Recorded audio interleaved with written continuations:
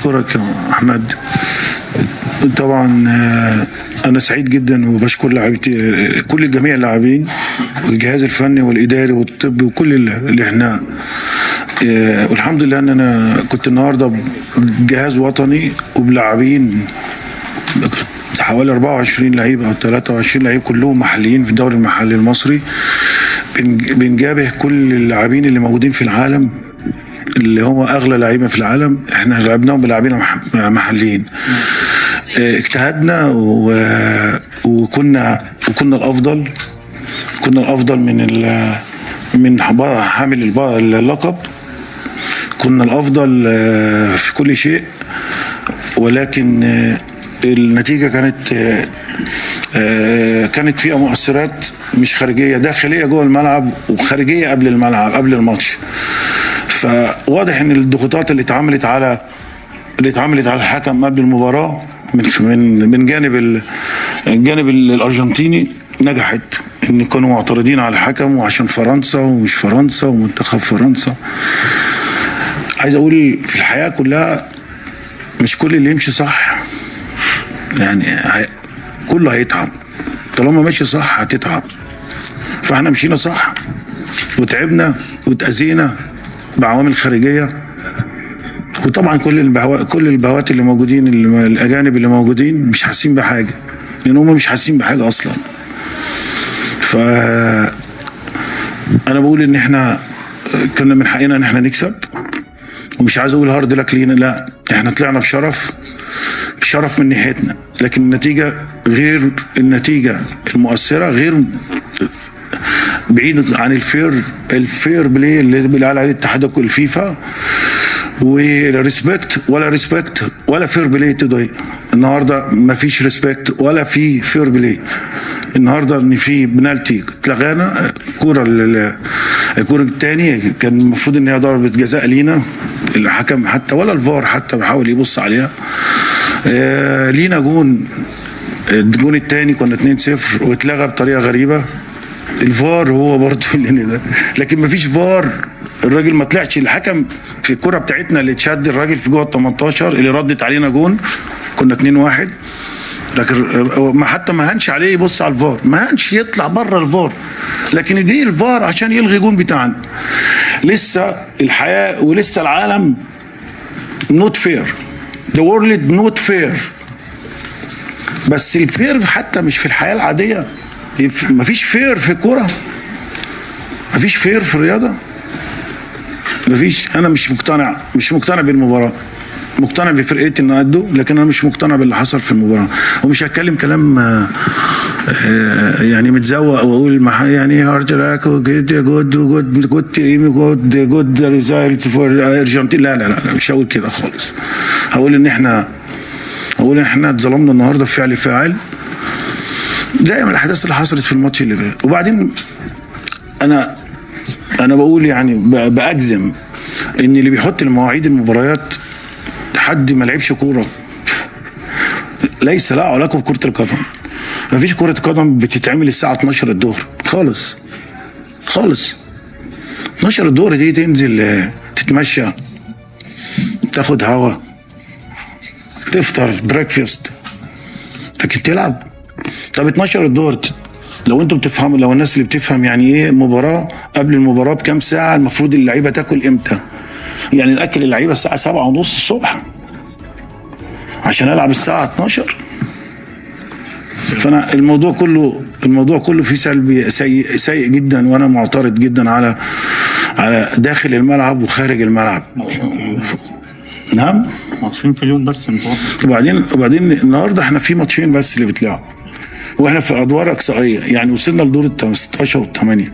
يعني ليه بتلعب الساعه 12 الظهر؟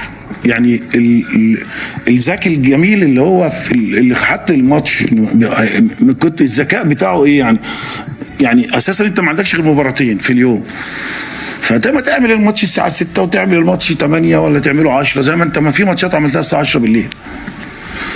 انا بعترض،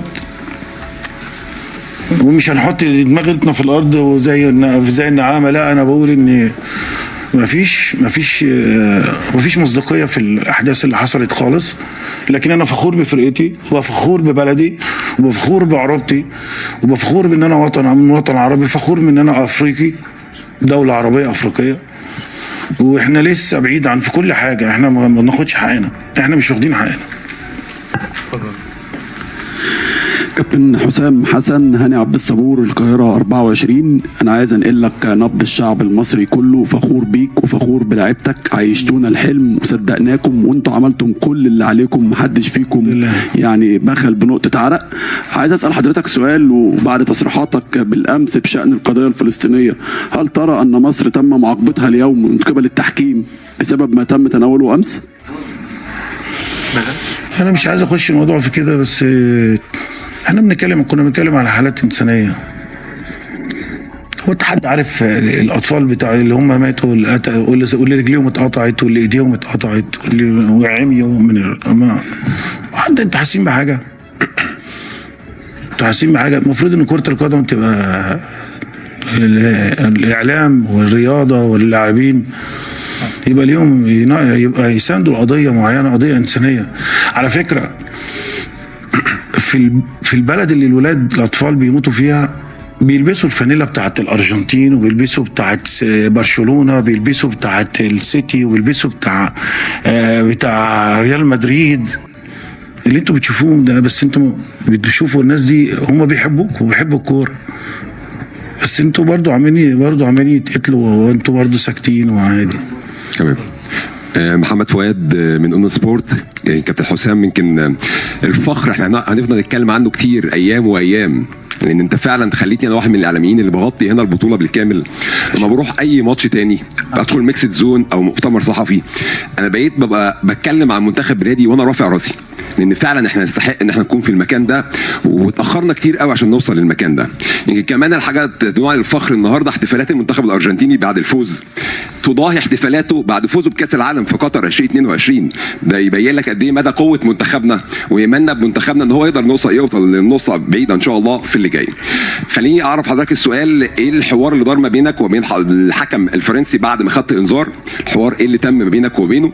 وايه برضو رساله وجهتها للعيبه الرجاله اللي عملت مباراه او بطوله تاريخيه لمصر؟